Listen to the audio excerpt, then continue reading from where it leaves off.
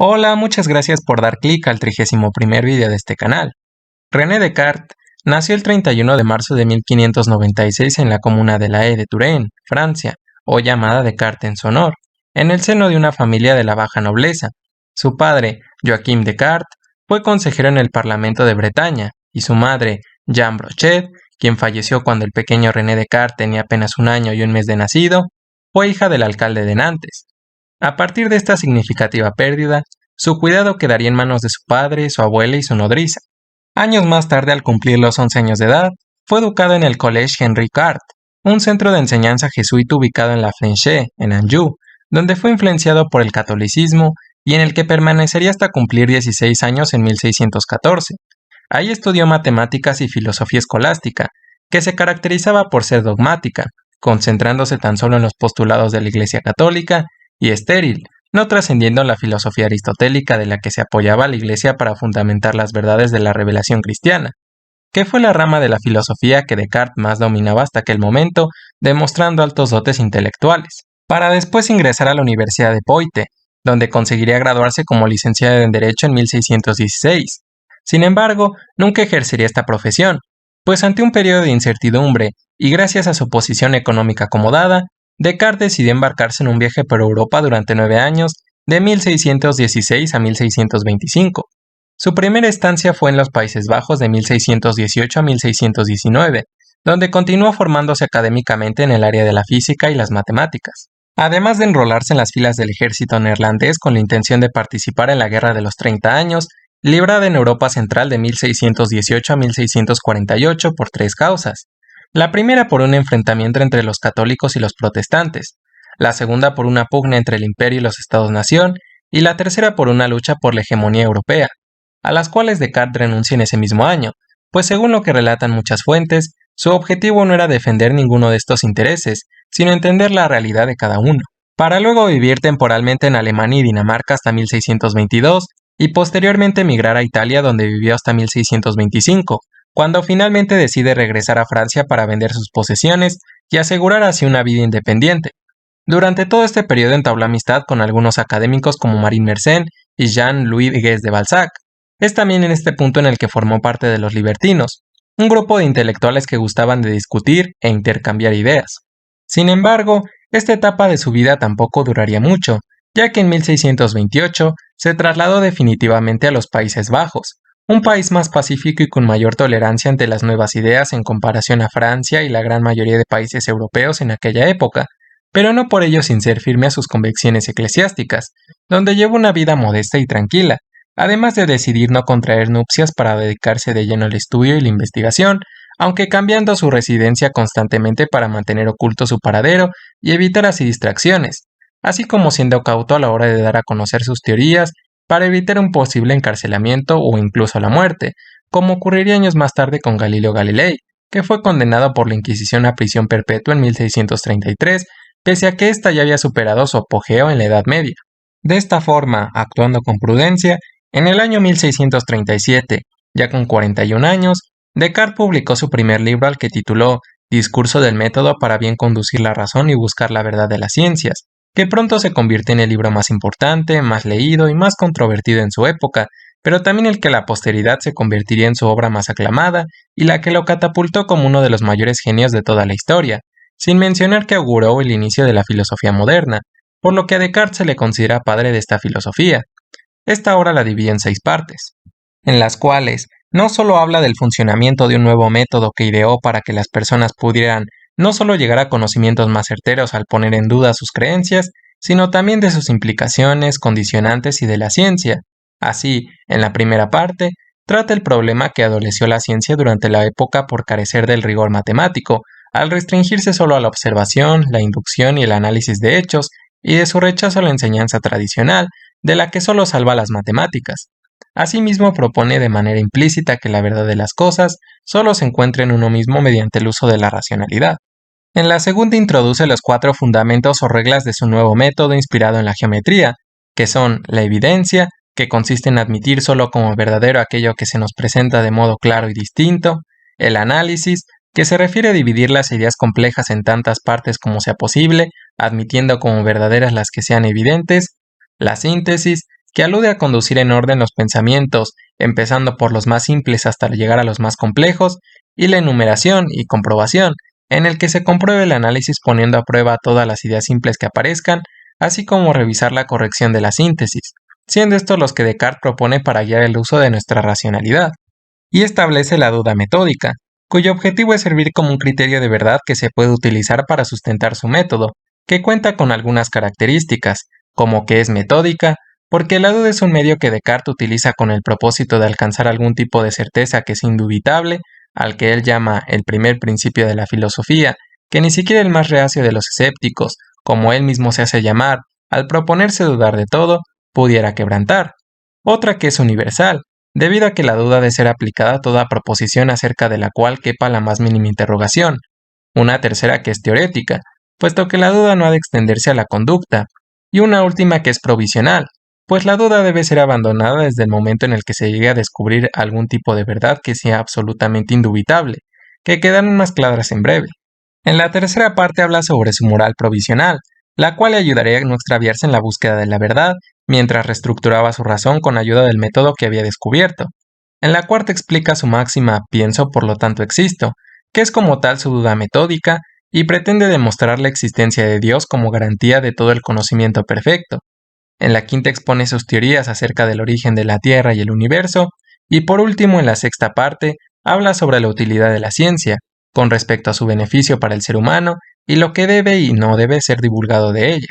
Si bien cada uno de los capítulos de esta obra son sumamente interesantes y sin duda merecieran explicarse con detalle, este video únicamente contemplará la cuarta parte de esta en busca de refutar o ratificar los argumentos de Descartes para encontrar en consecuencia una nueva perspectiva sobre el conocimiento. De esta forma, el principio de la duda metódica, pienso, por lo tanto existo, también conocida como pienso, luego existo, pero que en realidad es pienso, luego soy, ya supone un problema desde el momento de definir qué es ser y qué es existir, así como si es válido considerar a ambos como sinónimos, del modo en que comúnmente sucede, por lo que es necesario aclarar que ser se refiere a lo que una cosa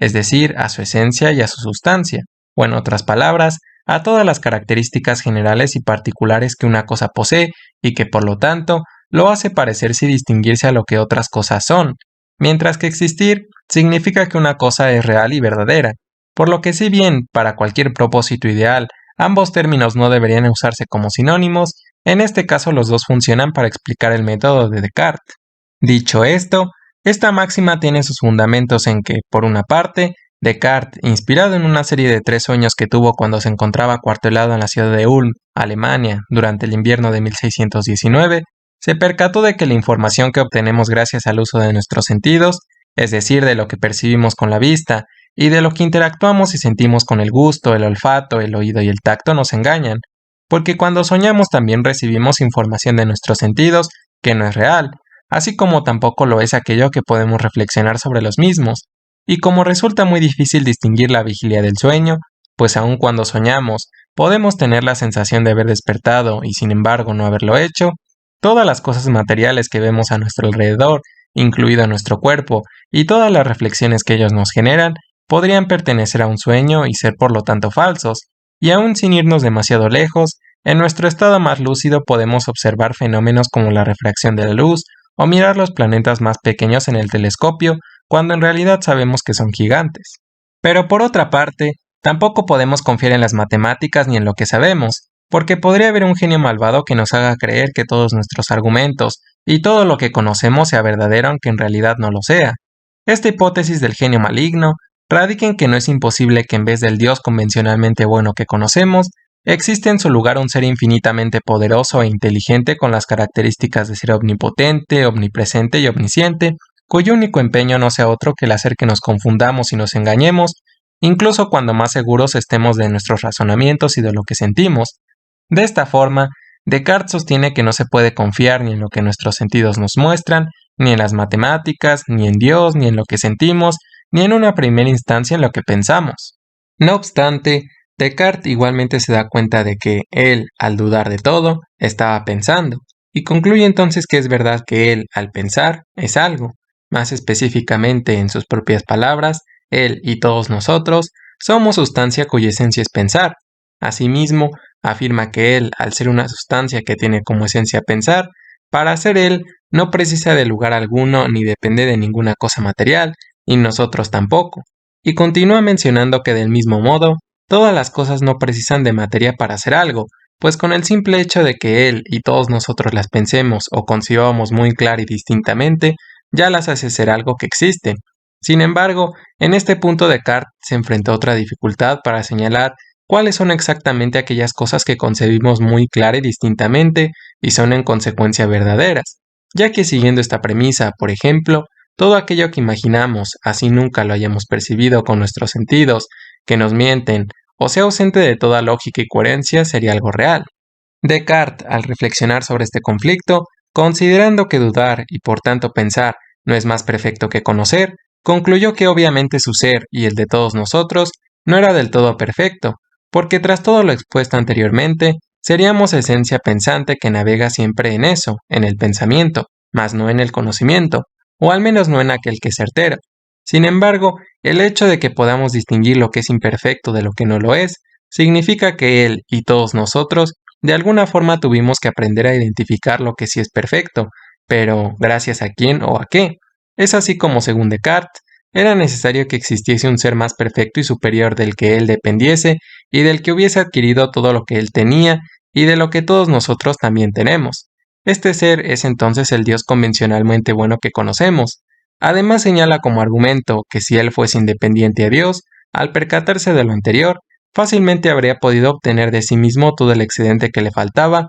para ser perfecto, y así él mismo convertirse en un ser infinito, eterno, inmutable, omnipotente, omnisciente, y todos nosotros igual. A partir entonces de la existencia de Dios, quien es el que nos provee de ideas innatas, referidas a nociones inherentes a nuestro espíritu que inexplicablemente desarrollamos apenas comenzamos a pensar y escapan a las experiencias sensibles, como la anterior, por ejemplo, que nos es útil para distinguir lo que es perfecto de lo que no lo es, u otras que nos permiten discernir lo que es finito de lo que es infinito, o lo que es extenso de lo que no lo es, Descartes soluciona el conflicto previo, argumentando que Dios, al ser perfecto y verdadero, no podría ponernos estas ideas sin tales atributos que lo caracterizan, es decir, sin que estas ideas sean perfectas y verdaderas, anulando así definitivamente la hipótesis del genio maligno. Así pues, Descartes igualmente resuelve el problema de señalar cuáles son exactamente aquellas cosas que concebimos muy clara y distintamente, respaldándose para ello nuestra razón, de la que también Dios nos facultó, y de la que derivan las ideas innatas anteriores, y que por ende debe contar del mismo modo con perfección y certeza al ser provistas por Dios, que de alguna manera también nos ayuda a diferenciar aquello que, valga la redundancia, es racional, en tanto que tiene lógica y sentido, puesto que nuestra razón nos indica constantemente que ni nuestra imaginación, ni los pensamientos que a veces tenemos al soñar, son lógicos ni tienen sentido, pero no por esto, sin poder tener algún margen de error considerando que somos seres imperfectos. Por lo que en resumen, afirmando que nuestra razón es el medio más certero para obtener conocimiento, Descartes impulsa el racionalismo en la época moderna, una teoría del conocimiento de la que antes habían sido partidarios filósofos antiguos como Parménides y Platón, y consolida un método que parte de la duda, que de acuerdo con Descartes, es el inicio del conocimiento, para luego fundamentarse en la geometría analítica, de la que el mismo Descartes se encargó de desarrollar, la cual, al contar con exactitud, extensión y una amplia infinitud en su aplicación, de acuerdo con Descartes, es casi tan perfecta como Dios, que aunque hoy en día no se aplica tal cual, es el responsable de añadir la precisión de las matemáticas a la ciencia, además de sí tener usanza en el pensamiento crítico. Ahora bien, pasando a las objeciones de la duda metódica, es fácil encontrar muchas críticas en diferentes fuentes, empezando por el hecho de que las ideas innatas, según Descartes, como lo que es extenso o lo que es infinito, por ejemplo, no necesariamente corresponden a ideas innatas, pues pueden resultar más bien de la lógica una vez que hayamos desarrollado razonamientos plenos, al sencillamente pensar en contradicciones sobre lo que razonamos, como que si hay frío debe existir el calor, o que si existe lo largo debe existir lo corto, o que si hay cosas perecederas debe haber cosas imperecederas. Sin embargo, las ideas pertenecientes a los conocimientos intuitivos, que son pensamientos innatos de los que sí podemos estar seguros que preceden a nuestra conciencia, sirven para confirmar que, al menos en este rubro, lo que plantea Descartes es cierto. Pero donde sí flaquea su duda metódica desde mi punto de vista, es al decir que Dios es quien nos implantó tales ideas o conocimientos innatos,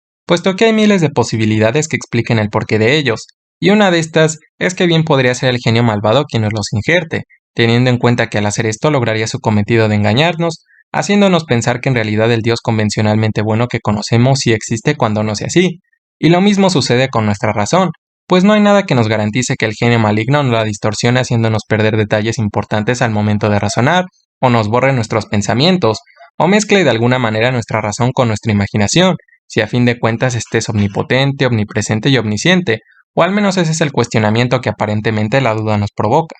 También me gustaría abrir un paréntesis para señalar que en adición a lo anterior con respecto a la existencia de Dios, a mi consideración, no es descartable el hecho de que Descartes no creyera realmente en Dios, pero que por el contexto en el que vivió, haya mentido para que la Iglesia no arremetiera contra él.